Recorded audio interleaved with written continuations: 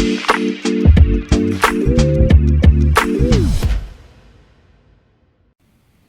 right, hello, and welcome back to another episode of The Full Ride here on the Chase Thomas Podcast, where I'm still the aforementioned Chase Thomas, coming to you live from Knoxville, Tennessee, the home of the 1-0 Tennessee Volunteers basketball team as they march towards a Final Four appearance. I know the Dogs struggled with whoever their first opponent was. Basketball season? Hey, it's at an everything school. It's everything all the time. You know this, interesting. Fair enough. Down there in Decatur. Says a lot about your focus. Hey, my focus is I'm a human being. I'm a complicated guy. I can watch and be emotionally invested in all sorts of Tennessee sports and Atlanta sports as things are all going on at once, sir. Don't fret about me. I know what I'm doing up here. Fair enough. Well, I apologize for interrupting your intro. No, you're good. You interrupted. You're here. I was just gonna say the only thing I had left in the intro was that Matt Green's here. Matt, how are you? Yes, sir. It's good to be back this week.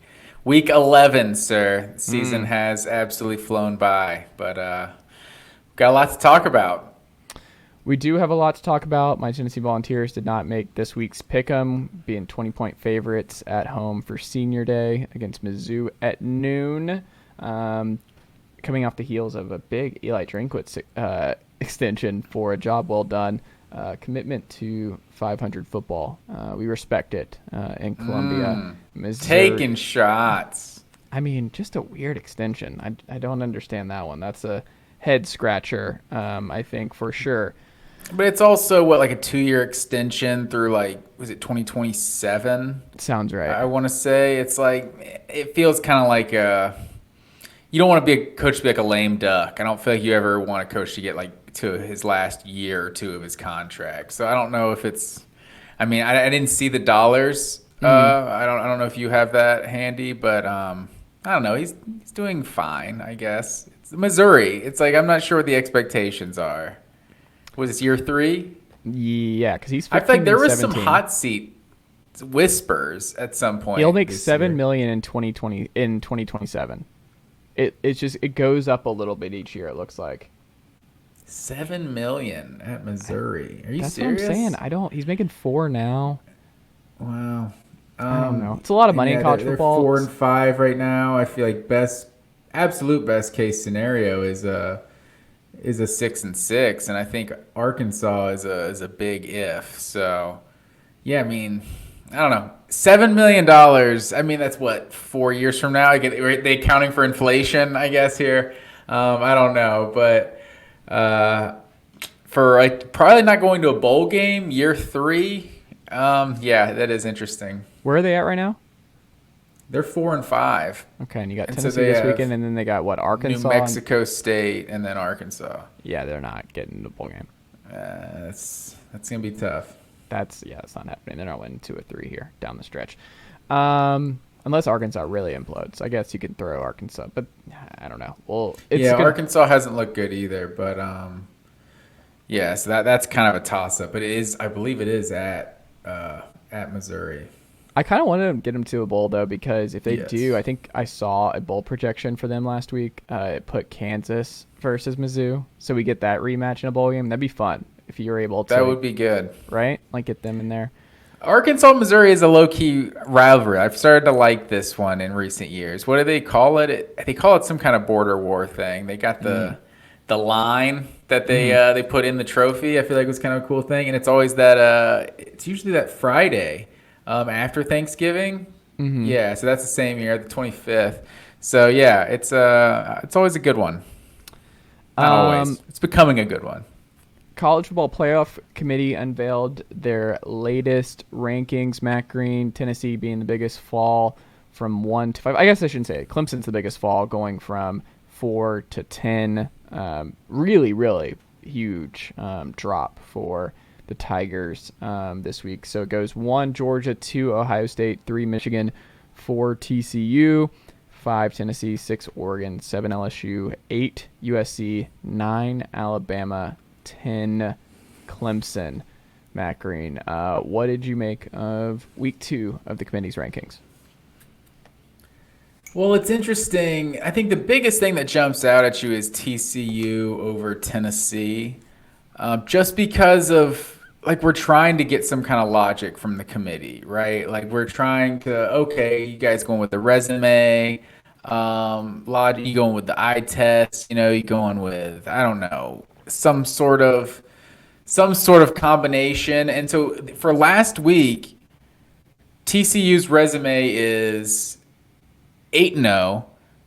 Alabama's sitting there at 7-1 with their best win being what to that point? Like what was Texas, Alabama's a 1 point win at Texas with their starting quarterback out? Like maybe Arkansas they beat big. Like there's Mississippi State they beat big. Maybe that's their best win. Like Alabama has like a very very minimal resume. Like not you just know Alabama's good, so we're gonna rank them pretty high, but their resume did not justify being ahead of TCU last week. And so Tennessee over here was number one last week. Obviously they lost, got beat badly, but by the number one team in the country. And their resume is until Georgia's win, the best in college football. So it's like you have these wins over Alabama, they win over LSU, even whatever we feel like Kentucky, they are ranked. Huge win over Kentucky, like huge blowout over Kentucky. And TCU did the exact same thing they've done every week. They played a close game against a middle of the road Big 12 team. They won, so they're 9-0 now. But it's just it's not consistent. Like I feel like after 13 games, if TCU's undefeated and Tennessee has one win, I'm putting TCU ahead of Tennessee every time. Big 12 champion, undefeated every time. But like through 9 games, there's nothing from what we said in week 10, there's nothing to really justify TCU jumping Tennessee from week 10 to week 11. I would agree, but it's like I feel like they're just kind of looking at it as just like this is where they're at. They didn't drop Tennessee significantly far. They're still giving them the opportunity where it's like Tennessee wins out. I mean, they have the third highest. Their rankings went up after losing on Saturday of making the college football playoff. I think there's still a very strong possibility that they make the college football playoff. They're going to need a little bit more help than I think some Tennessee fans seem to think right now. And if you're dang sure that it's going to be that Michigan and Ohio State will knock the other out, I'm not there yet because of what we've seen thus far. Clearly, the committee is not all in on Michigan's schedule, and that's been cited multiple times, is that they don't like their non-conference schedule. They don't like who they played to this point. I mean, they were down at Rutgers this past week. So, I mean, they didn't play well there. Obviously, Ohio State struggling on the road at Northwestern for 3 quarters. Elements can only go so far. Like, you just should not be struggling with a team that has not won on American soil in 2022. Like, it's just, that's not reality. No. And you look at Alabama, like you said, who is one spot above them. I think there's still clearly a strong belief, and I think they're right because if you look at this week's game that we'll talk about, Alabama's still a 2-touchdown favorite just about over Ole Miss on the road. So clearly there is still a lot of belief in Alabama to this point. And it's also LSU's figured some stuff out, and they deserve a lot of credit for that. But I think I disagree with the TCU Tennessee thing. I think the right answer is the 4 that we kind of talked about last week, which is I think if you gave true serum to everyone on the committee who they thought the 4 best teams in the country are this year, they would say Georgia, Ohio State, Michigan, and Tennessee. Like, I think that they would say that in their heart of hearts. It's like, yeah, that's probably who it is. And if that's the case, then as long as Tennessee wins out, I think they're going to get their wish and get at least 3 of those teams in. But I think their hands are going to be tied, and we're going to sacrifice one of these quarterfinal games for like a better game. But I mean, on the other side, when I say that, I'm like, well, you had Michigan Georgia last year that we thought was going to be a pretty good game, and it just wasn't. They obviously blew them out, and it was not a good game at all. I don't know. I think the 4 best teams all reside in 2 conferences, the 2 Big Ten schools and the 2 SEC schools, and I don't know. Like, LSU can't jump Tennessee if they went out because Tennessee buried them on the road. Outside of LSU winning, the one thing is LSU winning the whole thing and winning the SEC. They're in under those circumstances. Even as a 2-loss team, which would get messy, 11-1, 1-loss Tennessee getting usurped by a LSU team that had 2 losses but won the SEC that they blew out is weird. That's why I just don't think it's going to happen. I don't think Georgia's going to go down to LSU Well, before you go too far from Tennessee, though, but this is where like the committee's inconsistency, like we have no idea what they're going to do week to week, because you're literally saying through 9 games TCU is better than Tennessee's resume. So to this point, there's nothing Tennessee can do to jump TCU. Like they play 3 bad teams basically to end the season here, where TCU is going to play. Who do they play in the regular season here? They have Texas this week. Texas. Do they still have Baylor? I think they still have Baylor. Yeah, because Baylor has the 3 best teams. So yeah, Baylor's on there, and then the Big 12 championship potentially. So I feel like they're setting this up almost that a 1-loss TCU and Tennessee is a conversation. Because if to what they've done to this point, if they're ahead of them, then what they're going to do in the next month is going to be way better than Tennessee. So I almost feel like they're setting up like a Big 12 champion can get in, a 1-loss Big 12 champion could potentially get in. But back to what you're saying about Ohio State, like I still think Tennessee's better, and that ultimately could win out. But to what you're saying about Ohio State and Michigan, I think if Ohio State wins, then Michigan is likely out of it. But what I think left the door open is that we saw Oregon and Tennessee both get absolutely blasted by Georgia, the number 1 team. If Ohio State-Michigan is a close game, then I think that's where Tennessee kind of left the door open potentially for a Michigan to lose or Ohio State to lose and get in there. Because if that's actually a good game, then I think that the committee could look at the loser of that game differently than they look at Tennessee. I don't think it was the same. We've seen that a lot on Twitter this week too, that the Oregon loss is the same as the Tennessee loss to Georgia. Stetson Bennett completed 80% of his passes in the Oregon-Georgia game. He was stomping all over them. I don't know if you remember the vibe and like what that was in the first half, Matt Green, but it was like, oh, this is going to be 56-0. There was never feeling. It was what, 28-3 at the half? It's like Georgia-Tennessee was 24-6 at the half, and then it started raining. It was close. So I feel like that kind of Georgia started running the clock out. It seemed like after it started raining. So I don't know. I feel like it is different, but at the same time, it's like they're both still blowouts, and it's hard.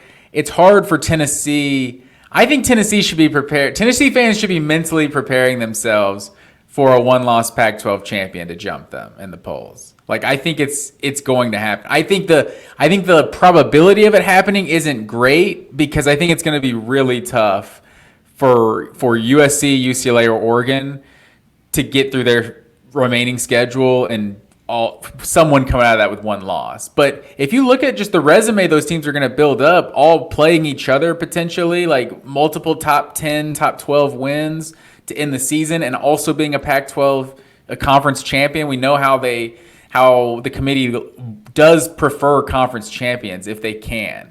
So I think Tennessee fans should be mentally preparing themselves. Like for Oregon to be, and like we've talked about, like for what they've done to this point, for Oregon to be 1 spot behind them, they beat Washington, they beat Utah. Utah's who they have the next week. And then potentially like number 7 USC in the Pac-12 championship. Like, or even UCLA, if they could be number 7 or 8 in the Pac-12 championship. So like, I mean, I think Oregon is setting the fact that both teams got blown out by Georgia. At the end of the day, they're not that different, even though one lost by 14 at the end of the day and the other lost by 40 something. Both games were blowouts. They weren't the same. Like it was different. What, 27-6 with like 5 minutes left in the game. Like I feel like. You're missing a couple bombs. You're missing, like, if you just connect on one of those open receivers. Like I'm sure Oregon had some plays that they are like, hey, if we would have just done this, we could have had a touchdown here. I'm sure Oregon had. You hit it. That's what I'm saying. It's a make or miss league, and I mean Georgia hit it, right? They hit one of their bombs early. What I'm saying is that, like, look, Tennessee had 4, and they've never missed those all season long. If Hendon just hits 2 of those 4, the game is relatively close. Like Hyatt was open, Tillman was open, Princeton Fant went lunge for that one. He was open. There were steps. Like they had their shots. They just didn't hit them. And You get one of those, it's close. I'm not saying that Tennessee was going to win that football game. I'm not saying that whatsoever. I am saying that you have to give Tennessee credit for at least like part of it. Yeah, the 3 points, they went in a shell. The 9-minute drive, as we discussed, was by design. They still wanted to keep the ball away from Tennessee and not give them more reps and more opportunities to hit that big play. Because I think probably part of it with Kirby, and would be smart to think this way, is just that like you still have a freshman back there, Malachi Starks. You still have some dudes where, I mean, Keely Ringo had gotten multiple pass interference and holding calls that like it's just going to take one for one of these. Like you don't want to keep giving Tennessee. I think it was a lot about how much they respected Tennessee's offense for sure, and just right. I don't think that was the same with Oregon. I think Oregon, and you even said after like Kirby after the game, which is like we had better players. Like it was the tenor was different, the feeling was different. Tennessee walked out of there. I just don't feel like the coaching staff even like if you even asked the Dan Lanning coaching staff versus the Tennessee coaching staff after, the Tennessee staff would be like, well, if we hit 2 of those 4 that we normally hit, then it's a different kind of game. But like we didn't have the bodies on the offensive line. We didn't have, and the pre-snap stuff. Like Oregon wasn't having 9 pre-snap penalties because of the atmosphere. They weren't dealing with the kind of crowd noise and one of the all-time best college football environments we've ever seen in our lifetime. Like that's how big it was, the sound and the volume and just how crazy Georgia fans are. Oregon wasn't dealing with that. It was in a dome. Get out of here. Like I just don't think it was the same. And I think you have the optics were completely different. Everything about it. And Tennessee was number 1 going into it, right? Like I think the people had higher expectations. Like if you're number 1, you can't get beat like that. Oregon wasn't number 1. Oregon was further down, and I don't think anyone expected Oregon to win that game coming in. So I think the people were easier on Oregon for getting blown out. But no, that's fair. Yeah. But I think it wasn't the same. I'll give you that. But it was still a blowout at the end of the day. But I think the biggest difference is when it happened. I think losing the first game of the season in a blowout feels a little different than losing in the 10th game of the 9th game of the season in a blowout. I feel like you have a little bit more like, yeah, we've come together as a team. This is Bo Nix's first game with a brand new roster, all that, brand new head coach, and now they've kind of come along. And I think if they're a one-loss Pac-12 champion, I just don't think they leave that team out of the playoff. I think there's a regional bias, honestly, at the end of the day, to be like, look, we want to try to get the West Coast team involved if we can. They just haven't been able to for years because there hasn't been a realistic option. But, like, I think they'll pick a one-loss Pac-12 team over a one-loss Michigan team that lost to Ohio State. I think they do that. I think it's going to come down to whoever. I think it comes down to Michigan versus Tennessee getting left out. I think that's what it ultimately comes down to: a one-loss Michigan and a one-loss Tennessee. And I think the committee would go Tennessee based on their schedule to this point, and leave Michigan out and put in the one-loss Pac-12 team. And this is all assuming TCU loses. And you're assuming a TCU. Okay. So if TCU loses, I think you get Ohio State, Georgia, Tennessee, and like Oregon or USC, or even UCLA, who we haven't mentioned, is 8-1. So yeah, I'm not really sure how USC is so much. UCLA's out. Like they're at number 12 at this point. I don't know. They don't have much more room to make up. I don't know. See, how I disagree though. I don't know how they're that much lower than USC because USC doesn't have any good wins that UCLA doesn't have. So I didn't really get that part either, but. Yeah, I don't know. I think UCLA will be the most improbable, but in order to get up there, I mean, they have to beat the teams that are currently number 6 and number 8, and that's going to take them a long way up. So, well, these teams are going to cannibalize each other. USC goes to UCLA. I'm trying to help you right now. You don't want to hear it. I'm saying Tennessee fans, they should mentally prepare themselves for someone to potentially jump them, even though. But see, the part of it too is like I'm just not even sweating it that much because it's just like this team can't win the championship. Like they don't have the trenches. Like it's just the offensive linemen and defensive linemen aren't there to run the gauntlet against Ohio State and Georgia. That's just not. Yeah. They don't have it yet. So I mean, yeah, it'd be cool to make it, and it's probably good for recruiting to be in. But I'm not like sweating it. I'm not gonna be like, oh man, what a travesty. It's still year 2. Dude. Are you kidding me? You want to be in the playoffs so bad. There's a chance to win the national championship. You're right there. There's no sweat. It'll be a huge disappointment if you're left out. They would be the first team to ever win the national title without being in the right position-wise blue chip ratio. Like they'd be the first one ever.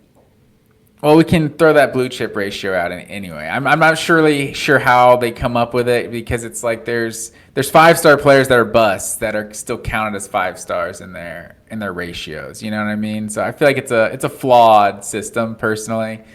But interesting week for you to talk about flawed systems and things you don't agree. You have something you want to get off your chest, Matt Green? What are you saying? Just election stuff. Never mind. I went over my head. We're going down a rabbit hole here. Yeah, but we'll see ultimately what happens. I think as long Tennessee just went out, take care of business, and I think they're in a really good spot to make the playoff. But if not, they're in the Sugar Bowl, and we get to see what Joe Milton can do against whoever's on the other side of it. So I think the biggest thing is, what if Alabama loses again? And what if LSU lose? I mean, LSU's got A&M and Arkansas, like 2 teams they should definitely beat. But it's like, should LSU be 7-2 right now? Like, I don't know. That seems surprising too. So I'm not really sure what to expect from them. Like, if they can close this out. So like, if LSU and Alabama lose one more game, I think that makes Tennessee's case for that final spot like that much tougher. If those 2 teams, neither is in the top 10, if those are still 2 top 10 wins at the end of the season, I think that almost solidifies Tennessee's spot. But I think if those are no longer key wins, I think you could look at Oregon's resume at the end of the year and legitimately say that it's better than Tennessee's. I would be very surprised if both implode down the stretch. I think one of them is going to keep this thing going at the bare minimum. Oxford, Mississippi, sir. Better watch out. Get the popcorn ready. Yeah, I'm not nervous about that one. We'll get into our picks. Matt Green, do you have our pick'em for this week before we get into week 11?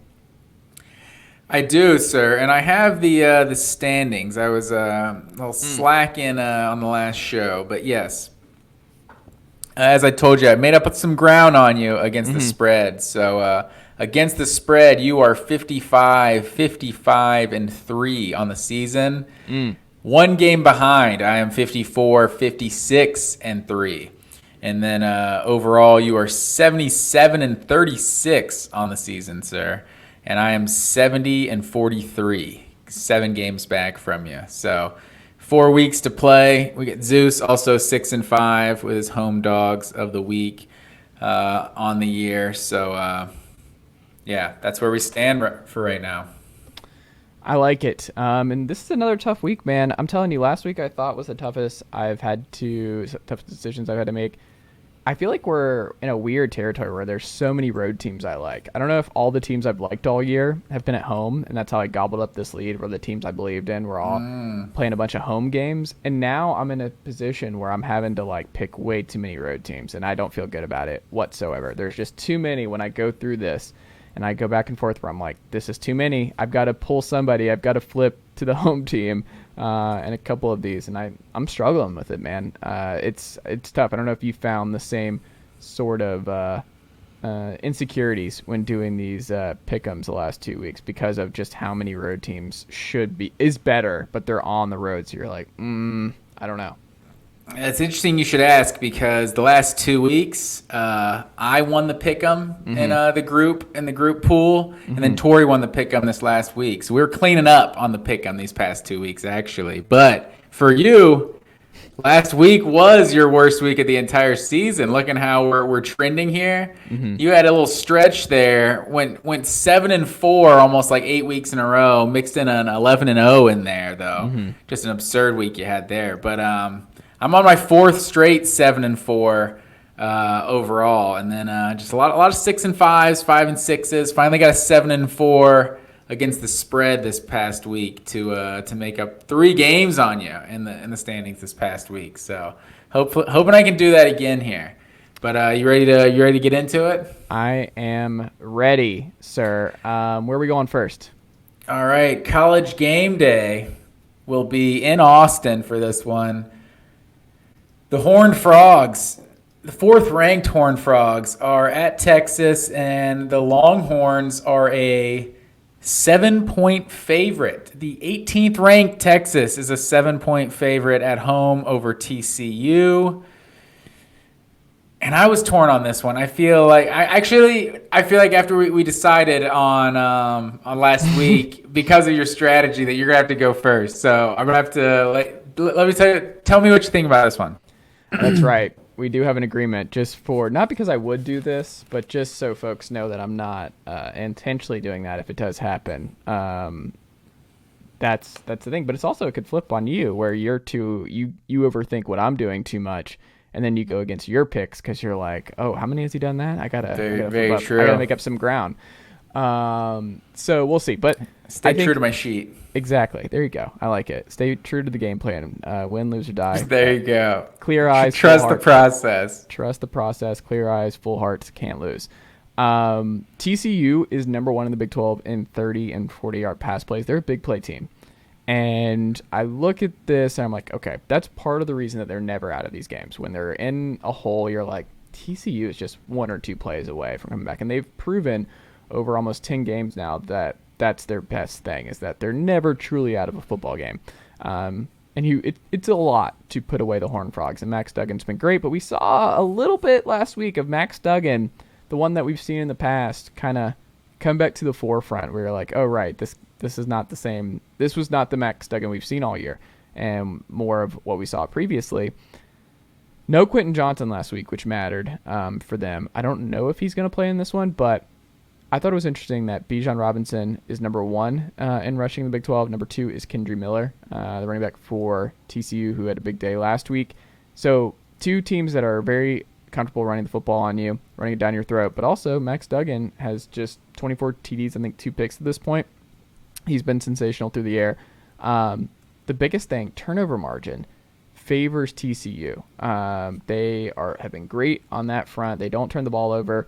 I've joked that they are the Tennessee of the Big 12 to this point. Maybe Texas is their Georgia in the conference, where it's like, this is where all the 5 stars and the 4 stars, and just being well coached. Like Sarkisian's got this thing humming. Bijan Robinson's a different kind of player. Quinn Ewers, we've seen to this point, he didn't throw a pick last week. He didn't flash a bunch, but 2 TDs, no picks. He's been consistent, not putting ball in harm's way. I think Texas wins this game. I think this is where it ends for TCU, but I do think it's close. I think this comes down. This is a back and forth barn burner. I think TCU makes this a game to the very end. It might be a last-second field goal for Texas. Might go to overtime. That wouldn't surprise me. I think these teams are very, very evenly matched is what I took away from this one. And if you have a full season of Quinn Ewers, I think this could potentially look like a top 5 matchup between 2 of the best. I think these are the 2 best teams in the Big 12 this year. So I think Texas wins. I think if this was at TCU, I would pick TCU. But being in Austin and seeing what that crowd and everything they did against Alabama at home earlier this season, it's going to be rocking for this one too. In-state rivalry. Give me Texas, but I think TCU covers. All right, TCU against the spread. Texas getting the victory. So this is your classic big brother, little brother situation you got here with Texas and TCU. But not how you may think, sir. Since joining the Big 12, the Horned Frogs are 7-3 against the Longhorns. Mm-hmm. They've had the edge in this matchup. 3rd best passing game in the Big 12, 2nd best rushing attack in the Big 12. They're just balanced offensively. Both of these teams give up a lot of points, so it's not like necessarily a defense that I see. I mean, they've been good against the run, Texas, this year. So if that's the best chance I think Texas has. If they can make TCU one-dimensional and make Max Duggan have to beat him with his arm, then I think that's Texas's best chance to win this game. But like you said, like their running game has been great this year, and I just don't see Texas slowing them down. I feel like this feels like the time that TCU's magical story comes to an end. But like, can we give Max Duggan some Heisman conversation? Like, this guy's 24 touchdowns, 2 picks. I want to say like 5-6 rushing touchdowns. Like, he's having a ridiculous year. TCU is the 4th-ranked team in the country right now, and they're not doing it because of their defense. Like, they're doing it because of this offense, and Max Duggan is so much so much of the reason for that. So I don't know if maybe this is the high-profile game that the Heisman, that the talking heads of college football are waiting on, like for him to ball out versus Texas.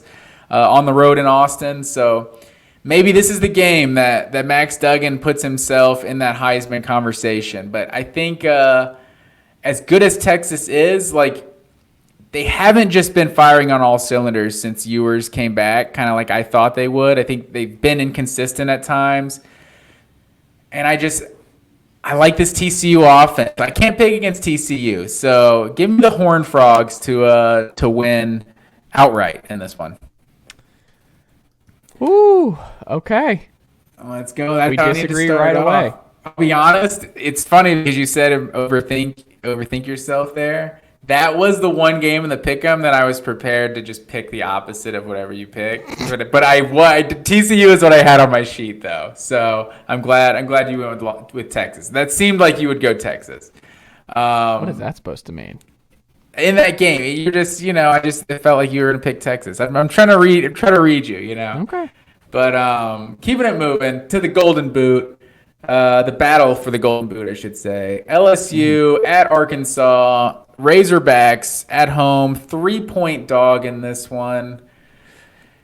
And I'm a Razorback guy. I wanted to be a believer. They were the next contender coming out of the West, but they just haven't been that this year. We knew the offense was the strength of this team, but I don't think any of us just saw how bad this defense was going to be. They're allowing 30 points a game this year. That's the 11th worst in all of Power 5. So this Arkansas defense is just giving up way too many points. Their last home win, sir. You have not been a married man and seen the Arkansas Razorbacks win a game in Fayetteville, sir. And they've played 3 of them. The last time they won at home was September 17th. They've lost 3 straight home games, and I think it's going to be a 4th because LSU's offense is just it's clicking at the right time. I don't see Arkansas slowing them down. Like in Fayetteville, it is an X factor, but I don't know. I feel like LSU's moving in the right direction. Give me LSU to win and cover. What did I say? It's a 3-point spread. It's 3. Yeah. So you look at it where you mentioned like LSU seems to just blow them out at home, like 33-10, 56-20. Outside of last year where 19-16 Arkansas, huge win, or 16-13. Their first Golden Boot since 2015, actually. And you go back through it when these games have been pretty close, but still, since 2011, it's been mostly LSU. And then you go like most of the series, LSU has dominated this series. It kind of feels not quite Kentucky, Tennessee, but a little bit like it, 42-23-2. The trophy, since it's been instituted, is 17-9. Yeah, you got to go back to the McFadden days for this one to be really fun, honestly.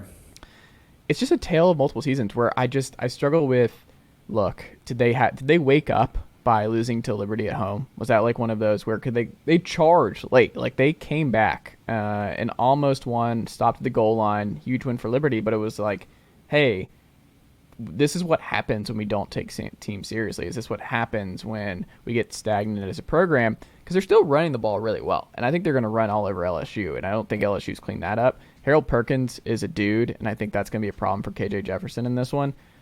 Something I thought was surprising is Jaden Daniels is number 2 in completion percentage now in the conference. So he's extremely efficient, just behind Hendon Hooker, who is number 1. To this point, I think he has entered another level based on what we've seen the last couple of weeks, and he's kind of surpassed. KJ just seems like he's kind of having a rough go of it, and just not. It's just kind of like Will Levis, and where they're not bad. It's just not right. There's something off with Arkansas this year where it's just not their year. It feels like a 6-6 come back to earth year for this program. And somebody had to do it in the SEC West. If Ole Miss was going to go 8-1 and LSU was going to thrive and Bama was still going to be relatively Bama, someone had to fall a little bit. And to this point, it's been Auburn, and I think it might be Arkansas who is just kind of having a rough down year for them. So I think LSU being so close to the playoff now, controlling their own destiny, where as long as they win out, they're in the SEC championship game. I don't see them losing anytime soon.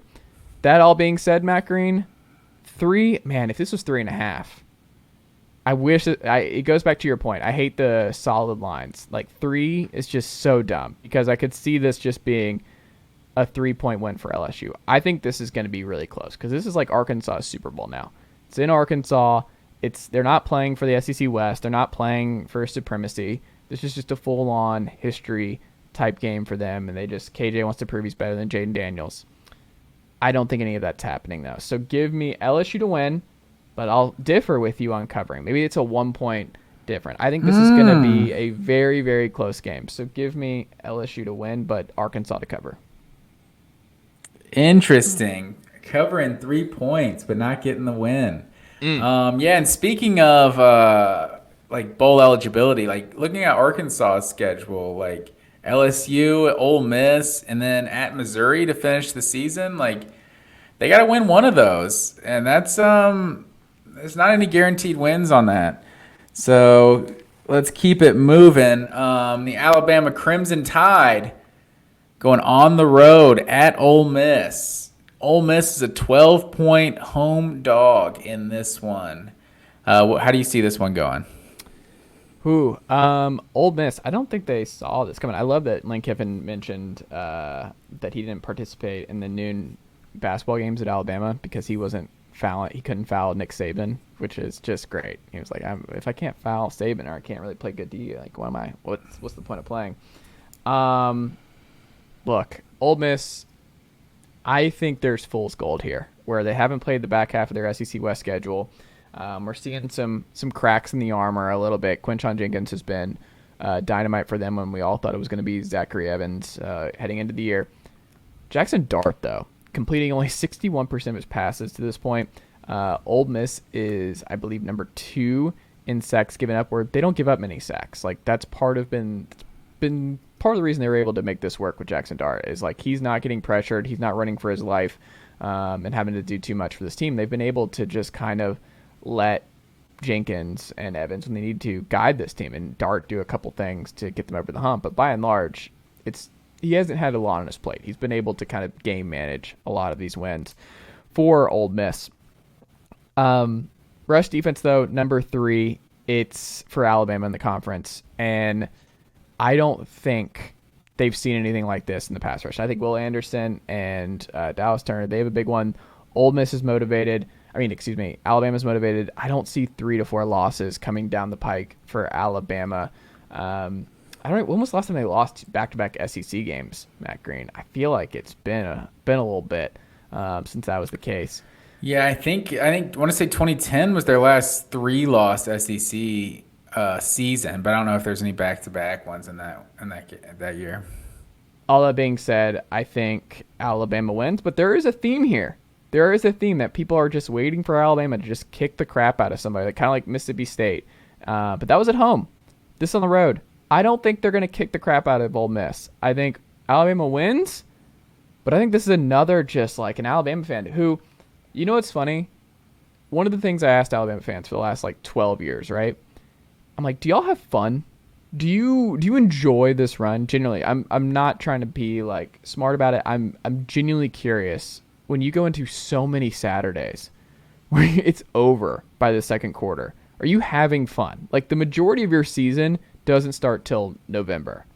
Are you having fun at these games and sitting down and building your afternoon around these games? And their season doesn't start in November. It starts in December. Exactly. So there you go. Where are we going? Where's the playoff this year? Well, I was just saying Auburn. I was throwing November because it's you get Auburn. LSU and Auburn in November for sure. And I just wonder, and they were like, yeah, it's not, but winning's fun. Winning at the end of the day is still fun, and this is something you need to monitor, Matt Green, because I think this is kind of where Georgia's heading now, and there's a chance that Georgia does not lose a regular season game for 3 years in a row with next year's schedule, if you look at it. Not a lot of guaranteed losses on that one either, so we might not see it for a long time. And now every week, even when they lose, when they win, nothing's easy. Nothing is easy for this Alabama team, and there's something off. The guys out wide aren't there. Jahmyr Gibbs can only do so much. Bryce Young can only do so much. I think this is going to be extremely close again. So I think Alabama pulls this one out, but I don't think it's a blowout by any means. I don't think this is a get right. Like, we're Alabama, we're going to show who we are. I think this is another drag out, like, down to the last 2 minutes. I think this is going to be a memorable football game. So give me Alabama, but I think Ole Miss covers. I pretty much agree with just about everything you said there, because I think Ole Miss is fool's gold. Like, I think you even look like what was it? Did they start 6-0 or 7-0? I want to say. Mm-hmm. And Kentucky was obviously a good win there, but like even that one, it's like Will Levis threw the game-winning touchdown. There was just a legal motion or whatever that didn't really pertain to the actual play, and then they forced the fumble after that. So they did hang on and win the game, but since they got in their SEC West run they've had, like they've just been getting absolutely torched defensively, just especially on the ground. So I feel like your boy for Alabama, I'm totally blanking on his name right now, starting running back, Jahmyr Gibbs. Totally blanked on his name for a second. I feel like Gibbs is going to have a field day in this game. But at this point, with the way Ole Miss is also coming off a bye week, like we know how Lane Kiffin is as a play caller. Like, they've been just waiting for this Alabama game for a while, and especially an Alabama defense that's kind of undisciplined and can blow some coverages from time to time. Like, Ole Miss is going to score some points in this game. So I don't think Ole Miss is going to get a lot of stops. So I think this one's going to be a high-scoring one. I'm going to take Alabama to win, but Ole Miss against the spread, just like you did. We agree. At this point, like every time they go on the road, I'm going to pick against them until they prove me wrong. That's a fair way to go going about it. And keeping it moving to the Big Ten, we got Maryland on the road at Penn State, and Penn State is a 10-point favorite in this one. How do you see this one? Penn State, another kind of forgettable season that had potential. I guess we'll see with Drew Aller, their highest rated quarterback prospect in a long time. He's shown flashes. He can spin it, do stuff that Sean Clifford just can't do. With this group, a lot of talent, but they missed the big moment again. They had Ohio State at home and just couldn't close the deal in the second half. So it's just feels like they're going back to it's just so weird. They're going to be another forgettable 9-3, 10-2 solid Big Ten team, but just not elite. There's just something missing year over year there. 9-3? Yeah. Who are they losing to? Well, that's what I'm saying. Like, it's a possibility. What I'm saying is like 9-3 or 10. Who's left on their schedule? Have they played Michigan State yet? No, they haven't. So that would circle that one as like a possibility. Yeah, I'm thinking 10-2 though. 10-2, which is so many programs around the country would kill for that. And if you're a Penn State fan, you're like, oh, this sucks. Like, we're just close. We're just like a B+. We just don't feel like we're in the same ballpark as Michigan and Ohio State. And the recruiting is there. Like, Penn State fans aren't wrong to be annoyed about just not being elite. And you talked about Joe Pa and his success in Happy Valley for so many years, that like Penn State's actually one of those programs that is right to have pretty high expectations about where they are. And I'm not saying they should win, they should be Ohio State, but they should be like in the Big Ten championship game every 4 years. They should be having those kind of special seasons every now and then with the kind of talent they can pull in from the DMV and that you didn't believe me is what they call it in that area, but from a few weeks back. But, there's a lot of talent, and maybe part of it's Loxley's gotten a lot of talent at Maryland, which is why I think this game's going to be so interesting for recruiting aspects, because they recruit a lot of the same kind of guys. All that being said, 41-3-1 all time in this series for Penn State. It's pure domination from this one. On defense, it's just a nightmare for Maryland. Their defense is the difference, where I think both offenses are cooking and they can score. The difference is Maryland's 8th in the Big Ten in scoring defense, 10th in total defense, 11th in passing defense, and 10th in rushing defense. They just can't stop anybody. And I think Penn State showed a lot on the ground last week against Indiana. I think they're going to run all over Maryland. I think this is one they actually close with ease. So give me Penn State to win and cover. I'm going to have to go ahead and agree with you again, sir. Just looking at, like, Maryland, obviously they can score some points, but, I mean, their average margin of victory is like 7 points this year. Like, their defense has given up a lot. And obviously Wisconsin's kind of getting back on the right track the last few weeks, but going at Wisconsin and losing 23-10 with a team that's like, Penn State's basically just a better version of Wisconsin. On paper, Penn State and Maryland, they're very, very similar teams. But going on the road and in Happy Valley, I think the home crowd probably is good for a solid 7 points or so in this one. So give me Penn State to win and cover as well. All right, where are we going next? Keeping it moving, going down to the AAC, sir. We got UCF going to New Orleans to face this a ranked matchup here. The 22nd ranked UCF going on the road at number 17 Tulane. What are your thoughts about this one? First off, they got screwed. They should have gotten game day this week. Like, I don't understand. Like, I understand Texas TCU is a big one, but weren't they in Austin for Texas Alabama? Am I misremembering that? They were. I was kind of thinking the same thing. I don't know. I don't know what Tulane. I guess that's a reason to go to New Orleans because I don't really know what Tulane about their game day atmosphere. Well, we would have learned on Saturday, and Willie Fritz has got that program cooking. He wins wherever he goes. That dude's just solid. Big Willie Fritz guy. Did good stuff at Georgia Southern before he left, but very pro Willie Fritz in this podcast. But pro Willie Fritz. Yeah. But Tulane, the thing I struggle with them is UCF is just more balanced on both sides. They're very close in defense, very close in a lot of ways on that side of the ball. Tulane's got a really great linebacker combination that will be paramount in shutting down John Reese Plumlee and company for the Golden Knights on Saturday. But I look at the offense, and there's still just something not great about the Tulane offense. They shut people down with their defense. They beat Kansas State. I don't know if people remember that, but like that looked like an upset early in the season, but it was just maybe just a better team won that one. They're number 17 in the playoff ranking. Huge. Obviously, their first time ever making the CFP rankings. But this is the best, their best season since I'm going to give it's trivia time, Matt Green. I don't know if you've seen this from my notes. Which coach I have not. quarterback combination was undefeated at Tulane in 1998? I know it was Sean King. It was Sean King as the quarterback. Oh man, I do not know who the head coach. Well, hey, can you give me a hint? Did he go somewhere from Tulane? Like, should I know this guy? You should definitely know this guy, and I will tell you, he coached at another big name school in the ACC for a long time. Oh man, comes from a family of coaches. kind of Chan Gailey or something. I don't know. Oh, Bowden. Tommy Bowden. Okay. I didn't realize he was the coach of that Tulane team. Neither did I. It was their last conference championship, which was pretty amazing.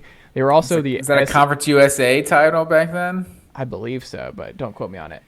Speaking of, Conference USA did a smart thing. I'm glad college football programs are doing this. MACtion all of November, and CUSA is doing CUSA all through October. Did you see this? Where all their games are going to be on Wednesdays or Tuesdays. Yeah, Tuesday or Wednesday, one of the two. Tuesday's a terrible day for a game. But they're doing it. That's what you should do, and it also gives people who are fans of other college football programs in those states. Like if you're a Kent State student and you're like, I love my Golden Flashes, but it would be nice to like get that game out of the way on like a Tuesday or Wednesday. Go support then you can watch the Ohio State game on Saturday. Yeah. Exactly. I think it's actually a smart marketing ploy. I think that's a good. But Tuesday, I disagree with Tuesday. I'm cool Wednesday, Thursday, Friday. Tuesday is just it's too early in the week for college football. Too early in the week. It was Conference USA. Okay. You pretty much had the same. I had the same thoughts about this game as well. Because looking at this, it's basically the best offense in the AAC versus the best defense in the conference. Tulane's been really good defensively, but UCF is one of the best defenses. So I think that just their balance offensively and just the ability to play complementary football, I just think UCF's a better team. So I'm going to also – it's going to be a rowdy environment, but like you said, if game day was there, I think that might be enough to tip the scales for me and pick Tulane. But give me UCF to go on the road. Get the dub. I didn't even give you my pick yet. Oh, I thought you said UCF. It sounded like you were going to pick UCF. You jumped the gun. Not so fast, my friend. Not so fast. They have never appeared in a CUSA or AAC championship game. UCF 3-2 in their last 5 trips to Tulane. Although they have won the last 4 in the conference, 3-2 when going to Tulane. I'm riding the green wave. I think. And what's the spread one more time? I don't know how I didn't pick the green wave. Now I'm regretting that. 2 points for Tulane. Little too much to not cover. Like I can't put UCF to cover 2-point spread. Little too much for me. No, two. Yeah. But is UCF favorite or is Tulane favorite? No, Tulane's a 2-point favorite. That's what I thought. Okay. Give me Tulane to win and cover. I think it's close, but give me the Green Wave in their biggest home game in our our adult lives. Since we were both in elementary school. Yeah, no, I'm riding the Green Wave. Huge slap in the face to the SEC OGs. And also, Greg Sankey, don't be a coward. Punt the Vanderbilt Commodores and bring back the Tulane Green Wave and put them in our conference where they belong. Bring them back. Yeah, we could have had a game day picker like JP Lossman or something like that. That was his name, right? Matt Forte, who's Tulane. You got a couple out there you could add, but no, we get Austin for the second time of the season. But that is a huge game, TCU going on the road. So there you go. Where are we going next? Moving. We're going back to the SEC. South Carolina at Florida. Florida's an 8-point favorite in this one.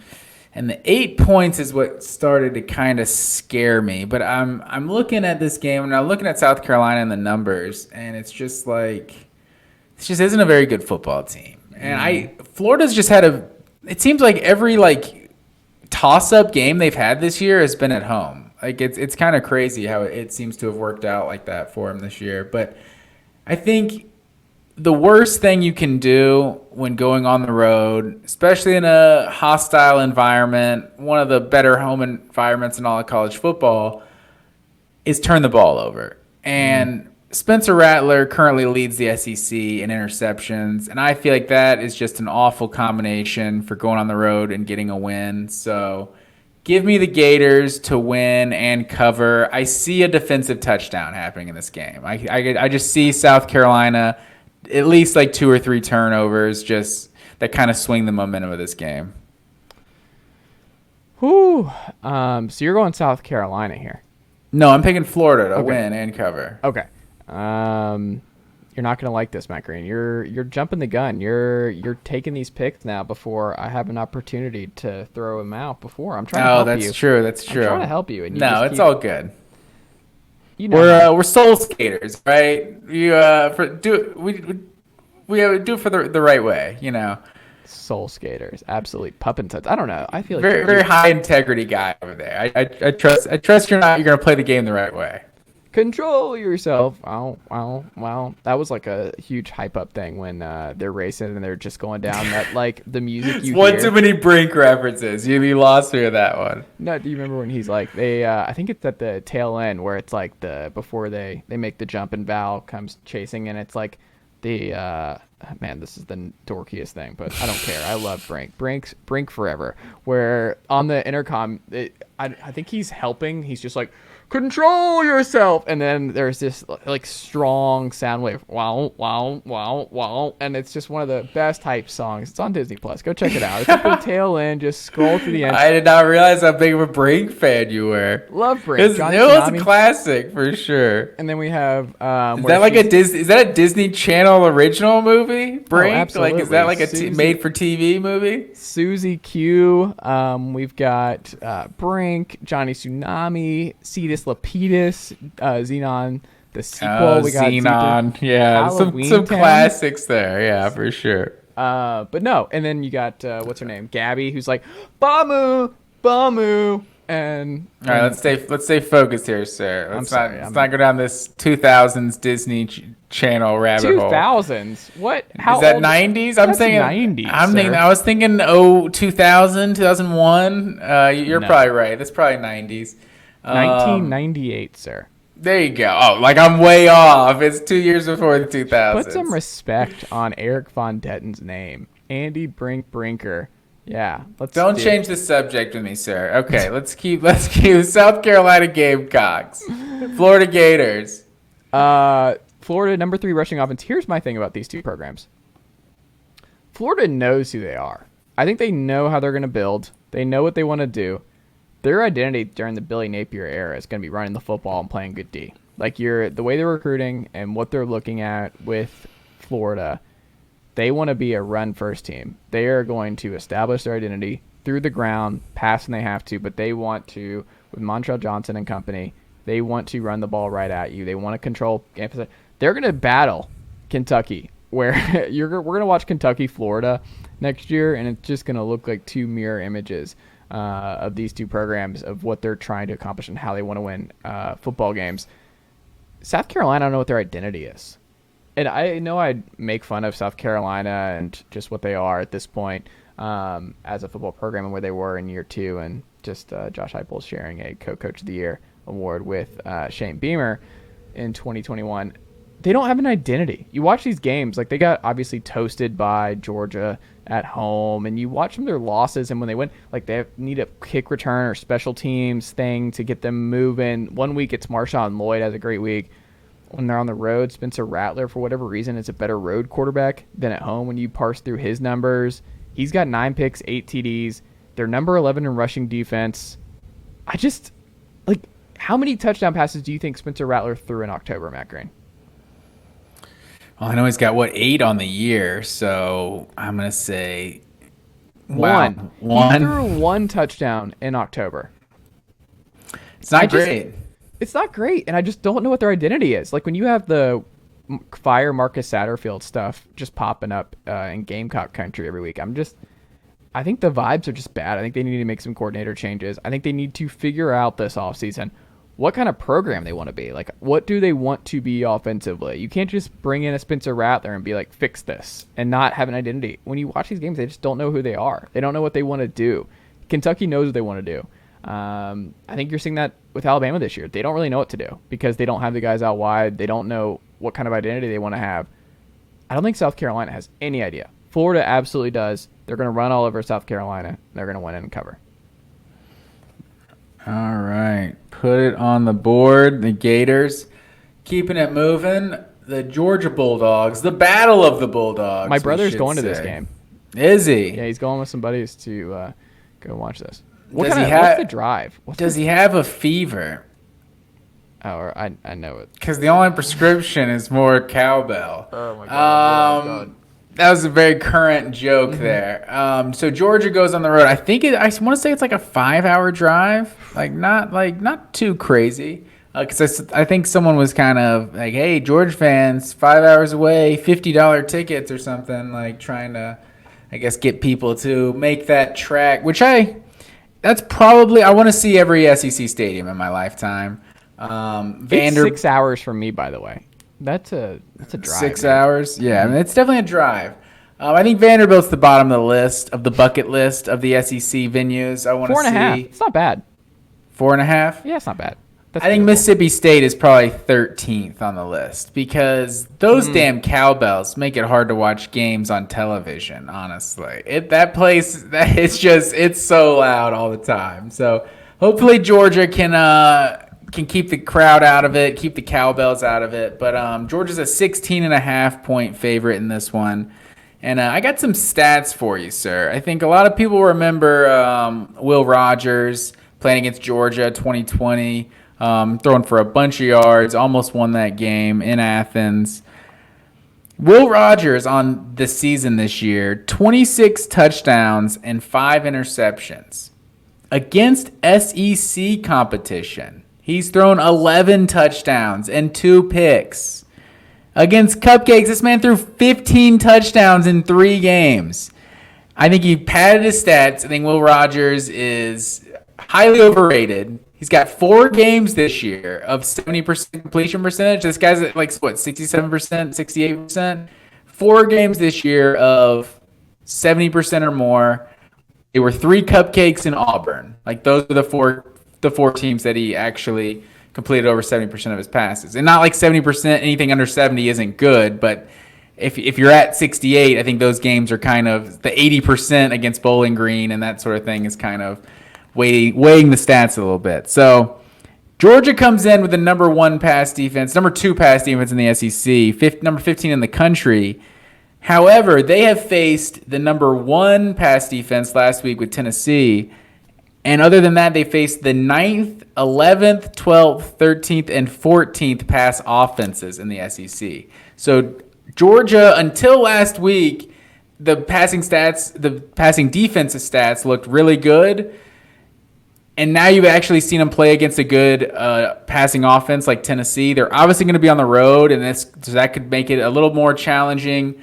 But I think we can all agree that Tennessee is just a better offense. They're obviously not one-dimensional like Mississippi State is. So I don't really see Mississippi State giving Georgia that close of a game because I don't think they're going to be able to stop Georgia when Georgia got the football either. So give me Georgia. This feels like a 41-17 type of game. Like, I think Georgia, like, it could be a game for a couple quarters because I think Mississippi State's got some ability to make some plays in the passing game. But, man, it's hard. After seeing this defense go up against that Tennessee offense, I know that No Sanford Stadium did not hurt Georgia's case at all facing that Tennessee offense, but it's hard to imagine Mississippi State doing better against this defense than Tennessee did. So give me Georgia to win big.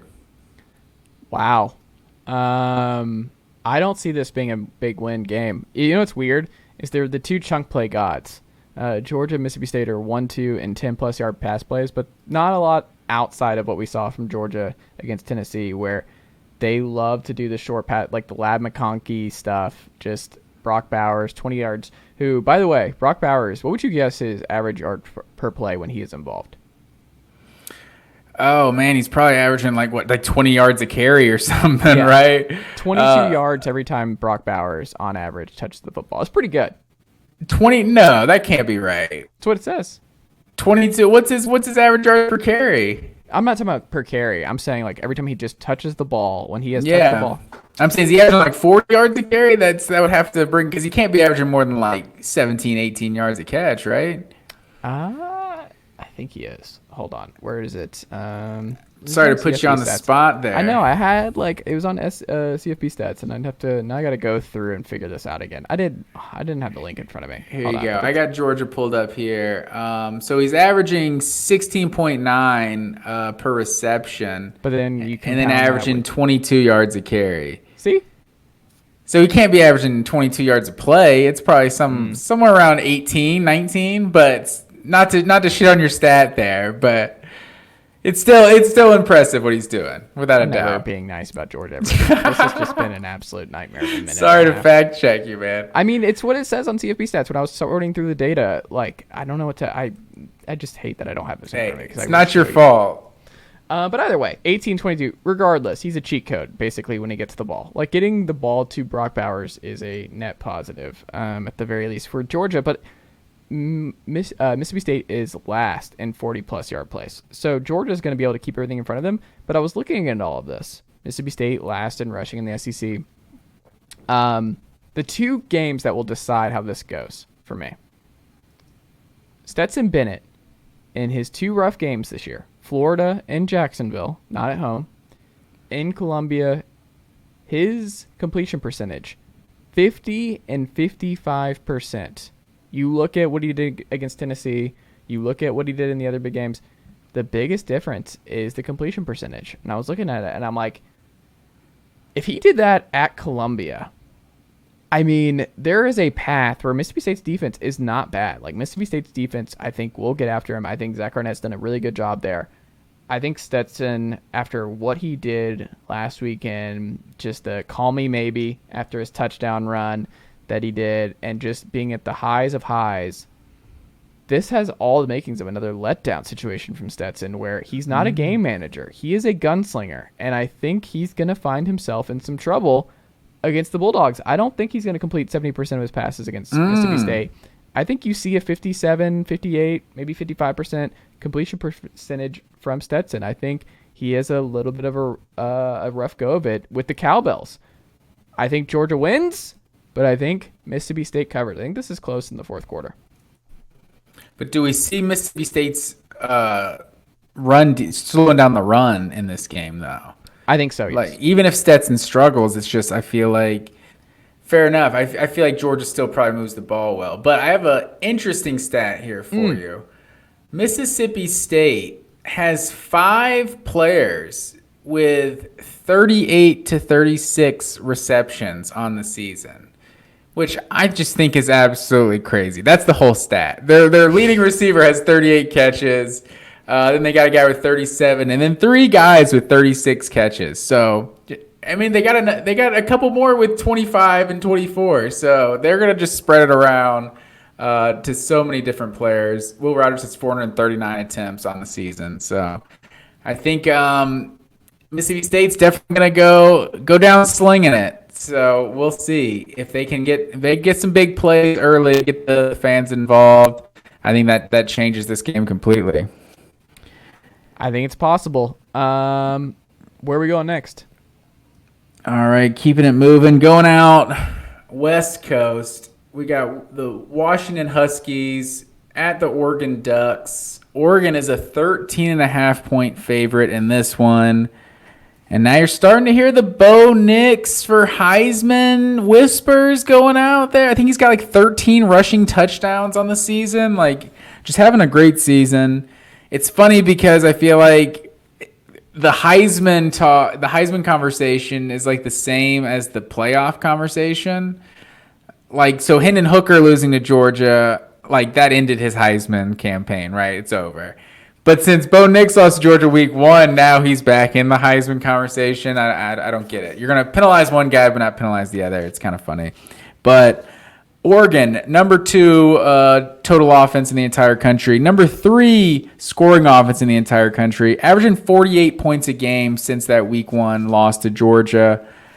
I think Washington can score some points, but I just don't see them slowing down Oregon's offense at all. So give me the Ducks to win this one by 2 touchdowns. Cover the spread. We disagree. My upset of the weekend, Matt Green. Michael Penix. You mentioned the Heisman stuff, Bo Nix. Michael Penix is slinging it all year long. They had a longer time away. They played on Friday night last week. I don't know if you remember. In the rain at home against the Beavs. They take care of business late. He has a 92-yard drive to get them into field goal range to close it out and get the victory over Oregon State. He goes to Oregon this weekend. Here's the thing. Oregon's number 11 in passing defense in the conference. You know you don't want to be number 11 against? The team that is the best passing offense. Number 1 in the conference. Michael Penix is kind of like, people are like, oh, Bo Nix. It's offensive. Michael Penix has been doing this all year long. No eggs for Michael Penix. Even in the loss to UCLA. No eggs?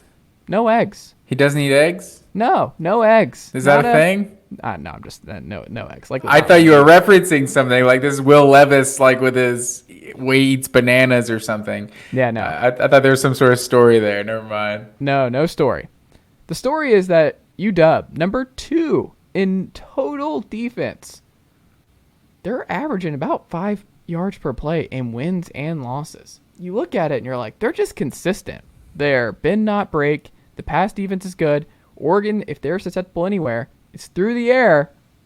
I think Bo Nix is going to have a big-time game to slow down what the Huskies are going to try and do. Kalen DeBoer, Northwest legend, Fresno State and company, he's going to have this thing dialed up. I think this is the biggest game of the season for Michael Penix. And I think he's going to be motivated because of all the Heisman stuff from Bo Nix over the last few weeks. That Oregon's just moving in the right direction. Dan Lanning popping in the Auburn head coaching rumors. No. This is where it ends. I think we already stomp out Oregon. They don't keep this thing humming. And I think they get tripped up by the best quarterback in the Pac-12 this season. Put some respect on my guy, Michael Penix's name. I think this is my upset of the week. Give me the Huskies, Matt Green. So I think we see where this is really coming from. This is some wishful thinking right here it's from not. the Tennessee fan. Once Oregon to get out of the picture, I'm picking up what you're putting down over there. I'm not worried about it. The more is like I'd rather TCU go down. Like I'm going to pick against TCU the next 3 weeks. But Oregon's who's worried about Oregon? Well, you can't spell Penix without Nix. All right, and that's why I'm taking Bo Nix and Oregon Ducks. Wow. You like that? You're on a roll tonight. you're on a roll. You cut me off the brink talk, and you're just over here, dad joke after dad joke. When I can reminisce about Soul Skaters. Yeah, I think we gave you a solid couple minutes of reminiscing. I had to keep this show back on track. I appreciate it. Where are we going next? Keeping it moving, and you took Washington. Keeping it moving, we got Kansas State going on the road at my Baylor Bears, sir. And keep the train moving for the Baylor Bears. They have absolutely been torching teams on the ground. 3 straight wins, averaging, over 260 yards a game. Written down somewhere here. But, yeah, 260 yards a game. Had a 150-yard rusher in each of the last 3 games, and it wasn't even the same guy. 2 different players have gone for 150. So this Baylor offense is really clicking. Kansas State at home this year, averaging 32 points a game. On the road, averaging just 24. They got to go on the road here, and I see the Baylor Bears getting it done. And they're in their first of their 3-game gauntlet to finish the season and potentially getting the Big 12 championship. I'm taking the Baylor Bears to win and cover. 2.5, by the way. This is going to be close and ugly. I don't encourage those with the hopes of having a fun-filled Saturday. Don't spend too much time staring at your TV. This is going to be a lot of running the football at each other in this one. But the difference, I trust Blake Shapen more than I do Adrian Martinez at this point. Pains me to say it. Are we sure Will Howard should not be the Kansas State quarterback? We are absolutely not sure of that. And I'm not sure that we don't see him in this game, honestly. If I knew how much he was playing, it might change my pick, honestly. Kansas State last in passing offense in the Big 12. Baylor number 3 in rushing defense. I was going through Shapen's numbers. He's better against bigger competition, which is important here, where Shapen's been kind of hit or miss, but by and large has stepped up in bigger games. At home, it's a tougher place to play in Waco.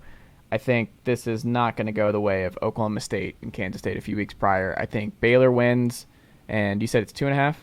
Yep. Yeah, Baylor wins and covers, but I could see this being like a 3 to 6 point game. I think this will be close, but I don't trust Adrian Martinez in this passing offense. I don't think they're going to be able to score enough. Baylor's a little bit more well-rounded as they charge. I think they're going to make a serious Big 12 title game push down the stretch here, so give me the Baylor Bears to win and cover. I don't know if there's room on the bandwagon for no you, bandwagon. Sir. We'll see if I can save you a spot. I know Texas is the best team in the Big 12. There's no bandwagon. Like Texas. See if Chip and Joanna Gaines will save you a seat on the bandwagon. Do you and Tori watch that? I mean, I've seen it. Like, it's not a thing I commonly watch, but what's the one thing that makes you watch that you would not have watched without Tori? Oh, definitely Bravo shows. The Southern Charm, Summer House. No, not Real Housewife. What is that? Oh, the yacht one, Below Deck Mediterranean. She watched that one for a little bit. I don't know. It's like people rent a yacht on the Mediterranean, and you see like awesome like shots of like just scenery and stuff. But it's just like young people that are like essentially like waiting on like super wealthy people, but like they're young and attractive, so they like hook up, and it's like drama and all that kind of stuff. You know what I mean? But yeah, you're into it. The way you those describe it, you're into honestly it. That one we haven't watched in a long time. But yeah, those Bravo shows. That's why I said I wouldn't watch those if it wasn't for her, but they could be interesting. I like it. I'm telling you, Tori and Sports Renaissance with Samantha, they would have a ball with what they watch. I remember at brunch, they were connecting on all the same kind of stuff. There you go. What would we do without our significant others, Mac? No idea. But keeping it moving, North Carolina going on the road at Wake Forest. Demon Deacons, 3.5-point favorite in this one over the 15th ranked Tar Heels. This was the toughest game for me to pick this week. I agree. I feel like I just have no idea what to expect from either of these teams. But one of these teams has Drake May, and your man crush is Sam Hartman. I think my man crush is becoming Drake May. This guy is just Hold on, Sam Hartman's straight not up my man crush. It's our women's man. No, crush. I think it's all you. I think if that's made clear, it's all you. But Drake May, I've heard some Heisman whispers for Drake May. I'm here for it because he's just. No one's really talking about North Carolina after the early loss this season, but I think he might be one of the best quarterbacks in college football this year. So I think I like where this North Carolina offense is. I don't know what the defense is going to give us week in and week out, but give me the Tar Heels to win a shootout. Interesting. I did not know you were going to go this way. You know who else is not getting any respect is UNC. One loss and probably the ACC favorite. And they're 14th in the playoff committee rankings? What were they? I think 15th, if this is right here. Yeah, that's wild. I would have guessed they would be higher up because I actually think there's a little bit of spice there. Here's a take. Yeah, Penn State, Utah, both 2-loss teams that are ahead of them. Here's a take. I think UNC would play. The take is I would rather watch UNC Georgia than Georgia versus a lot of these other teams. I think UNC Georgia could be fun. I mean, I think Georgia's hanging 50 on them. Yeah, that's what I'm saying. They keep scoring, and I don't know. I think that could be a fun back and forth game. Maybe. Ohio State. I would like to see North Carolina Clemson. I think North Carolina could beat Clemson. I think so too. I think they would actually maybe blow them out. UNC though, hot take. The offense. Drake May, they're cooking. They know who they are. This is working. They're number 120 though in pass defense. Like the UNC pass defense stinks. I don't know what Dre Bly is doing back there, but he's got to get it together. We got to get our guy Dre Bly to figure this out because it's just not good. Wake though, 88th in defensive QB rating, so they're just they're not doing much better. Obviously, DJU had a really good game against them at Wake a few weeks back. UNC though is just more explosive. They have the big plays. So when you look at how they score, a lot of huge plays. They're a big play team. Rely on the big play. Sam Hartman and company is little stuff. They dink you and dunk you to death. In the claw fence is what they call it over there in Wake country. Last year, 55-58 loss for Wake, but they beat North Carolina in 2019 in a low-scoring game. We'll know how this game's going based on what the score is in the fourth quarter. If this is 22-19, Wake's winning this game. Basically, when you go back through the history of this rivalry, whenever it's like 40 plus, 50 plus, UNC's winning the back and forth shootouts, and that's just not the game that Wake wants to get into with this kind of high-powered offense. That being said, Wake at home, give me the Demon Deacons. I'm not going against my guy Sam Hartman. I'm not falling for the true freshman on the road in Wake country. This is a big win. They bounce back. They stop the bleeding on this schedule for Wake Forest. Give me Wake Forest to win and cover. Yeah, they need it. Keeping it moving. Our last one of the week. Florida State at Syracuse, and the Orange are a 6.5-point home dog. And I haven't done it today, so you know what? I think Zeus is going to sit out this week. No, you can't do that. I don't like any of the home dogs. He can't sit I out. mean, I took Ole Miss to cover. I didn't take him to win. Does that count? Nope. I just don't like Syracuse. This is the best opportunity for a home dog, but wake Zeus's ass up and just ask him to pick which one he wants. Like, just let's go, get him up, man. Do the thing. Do a video where you put the two next to each other, like put the logos right next to each other, and put some treats on both, and see which way he goes. I'll see what I can do. Zeus will peruse the rest of the sheet. The rest of the slate, and see if he can give the people I can't believe you're copping out. Zeus finally over 500 and he's just wanting to sit on the win. What is this? It's a tough slate here. We could count Ole Miss. I'm going to count Ole Miss because he did. What a coward. It is a home dog, but I don't know. No, we're not going with a home dog of the week this week. No, you're not. We're sitting on this one out. What does that name say? It says the Chase Thomas Podcast, Matt Green. And as the executive director of this very program, I won't stand for it. I won't besmirch the nature of the full ride here. Not doing it. He has to make a pick. We'll check the socials. We'll get it. We'll look at the rest of the slate. We'll give the people a home dog. But it is not going to be this one. It is not going to be Florida State Syracuse. I wanted to do it. Do Mizzou, or I guess never mind. I wanted to pick Syracuse for the home dog of the week purposes, but I feel like Florida State's coming along at the right time, and Syracuse is just not. They just feel like they're in free fall right now. Like since late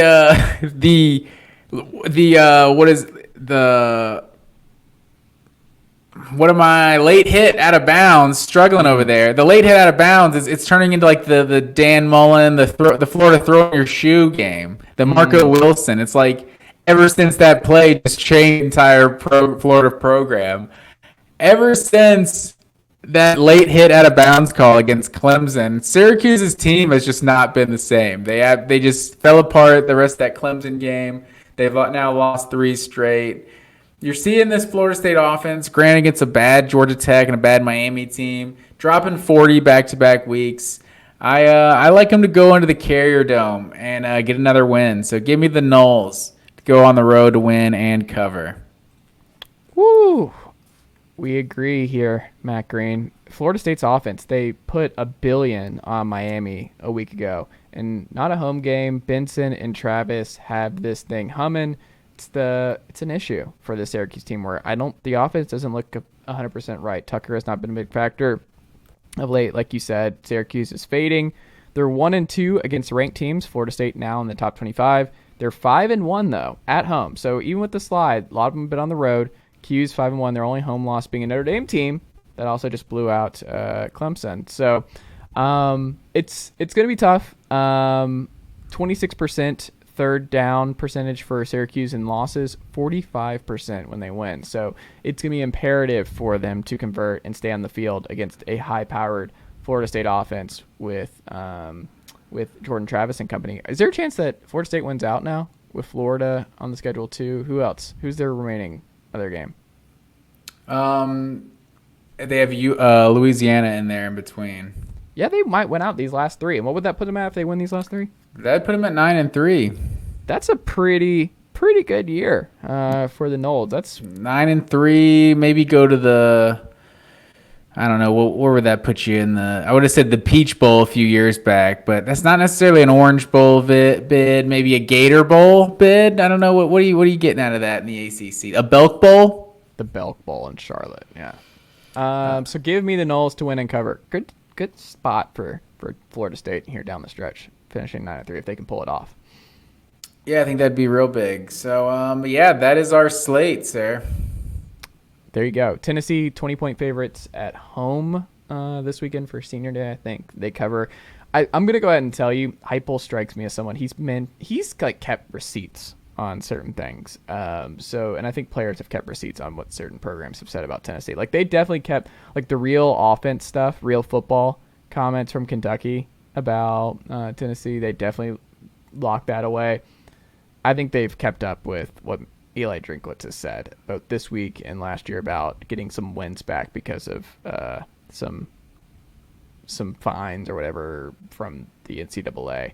I think it's going to get ugly. I think Tennessee beats them by a very, very healthy margin. I think it's an absolute. What was this score last year?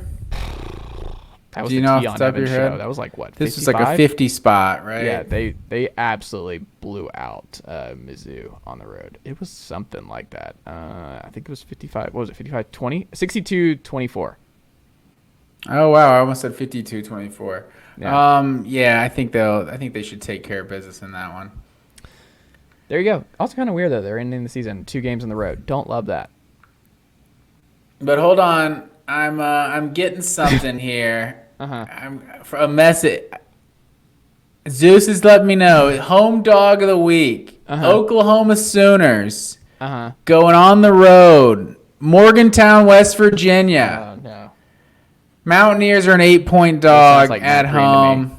This doesn't sound like Zeus. Zeus wouldn't do this. Take West Virginia plus 8. There, that's the home dog of the week. Before Zeus just buzzed me in. He wanted me to get that in. Not on our pick'em, but yeah, West Virginia. That's the home dog of the week. Mountaineers. You don't just go into Morgantown. The Horned Frogs are a quality team. They went into Morgantown. Oklahoma is flawed. Morgantown's gonna eat them up. I'm telling you right now. We got to get you to Morgantown. Have you been to a game there? Never been. You talk about it like it's just heaven on earth. We got to get you over there. It looks like a rowdy environment. Mm-hmm. Khaleesi the dog is obviously a part of the program. Do you buy that came from Zeus, or does that sound suspiciously very close to what Matt Green would want to do if he could do that? I don't know. Khaleesi. Although I remember years ago, it was like a huge deal, a huge night game. It was the worst uniform combo ever. Worst coordinated uniform ever. When LSU played at West Virginia, and they do a yellow out. And LSU's over here wearing yellow helmets and yellow pants. It looks like they're in a home game. So that was a flaw. Should have been a Navy out versus LSU. But that was that was years ago. I'm talking about something that happened like a decade ago. But West Virginia Mountaineers versus Oklahoma Sooners. Take that. Take it to the bank. I like it. Matt Green, that is all I've got, my friend. You enjoy the rest of your week and your football watching weekend. Should hopefully be a fun weekend of college football once again as we inch closer and closer to the end of the college football regular season. Yeah, I've never understood all these Georgia fans. They've just been complaining about not getting night games all season because waiting around till 7 o'clock for your team to play, it's just it's a long time. That 3:30 slot is the prime slot. You feel it's right there in the middle of the day. It ends. I feel like you still got some of the day left when the game's over. Like this Georgia Mississippi State game is going to end at like 11 o'clock. Yeah. Will Rogers has 85 pass attempts. Yeah, it's gonna be a late one for you guys. I also we're at noon, and I think next week the South Carolina game's at night. So Tennessee will be at that 7 o'clock. We'll be in the spot you're in next week. And then Vanderbilt, I'm going to go ahead and guess. Yeah, Georgia, Kentucky, 3:30, CBS next week in the Kroger Field. We'll see what happens. Matt Green, always a pleasure, and I will talk to you next week. Yes, sir.